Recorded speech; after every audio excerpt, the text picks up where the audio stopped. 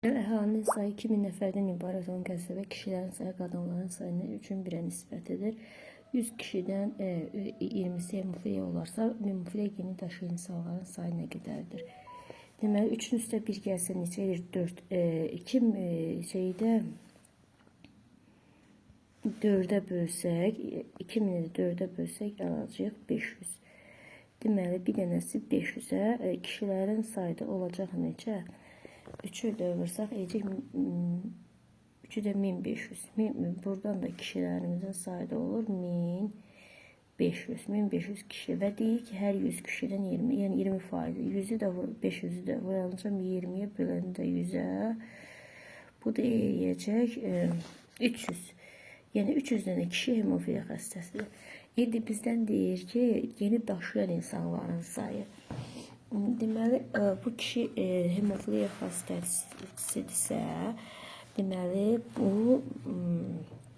bunda hemofiliya resessiv genlə keçən xəstəlikdir və qadınlar adətən daşıyıcı olur, kişilər isə xəstə olur.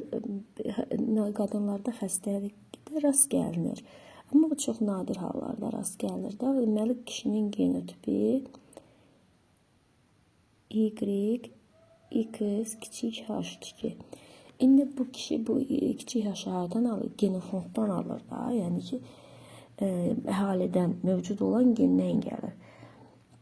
Onda biz bu genin rast gəlmə tezliyini tapacağıq. Deməli, XH geninə rast gəlmə tezliyini tapmaq üçün dedik ki, kişilərimizin sayı neçədir? 1500. 500'ündə də xəstədir. 500 üzr istəyirəm, 300'ü də xəstədir. 300'ü böləcəyik 1500'ə, alacağım 0,2. Bunun rast gəlmə tezliyi, kiçik yaşın rast gəlmə tezliyi 0,2. Biz bilirik ki, ümumiyyətlə yadınızdadırsa, böyük yaş üstə gələnsin, kiçik yaş bərabərdir 1'ə. Burada kiçik yaşımız 0,2'dirsə, böyük yaşımız da bərabər olacaq 0,8'ə. Ümumiyyətlə, yadınıza saxlayın ki, qanlı genotipi bu şəkildə ola bilər də. Biz keçəndə demişdik ki, X böyük yaş. Bunlar bir də 2 X böyük yaş, kiçik yaş, bir də böyük yaş yazaq buradan. Bir də X kiçik yaş, bir də X kiçik yaş. Gətirək hər birini, bizdə də hemofiliya geni daşıyanları, yəni bunları hesablayaq. Bunları hesablasaq, qoyaq yerinə bir dənə. 2'ni 2 vur olsun. Kiçik yaşımız neçə idi? 0,2. Vurulsun. Böyük yaşımız neçə? 0,8.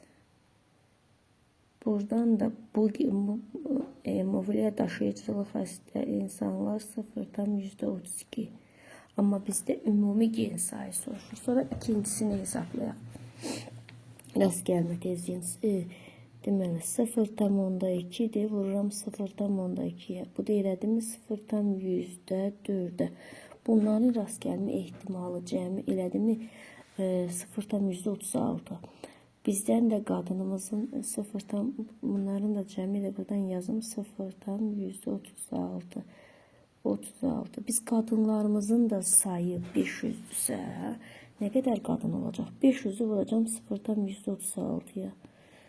0,36'ya vursam eləyəcək 180. Bizdə də deyir ki, gen daşıyan insanların sayı nə qədərdir? 180'i qadındır, 300'ü də kişi. Cəmi neçə eləyəcək? 480.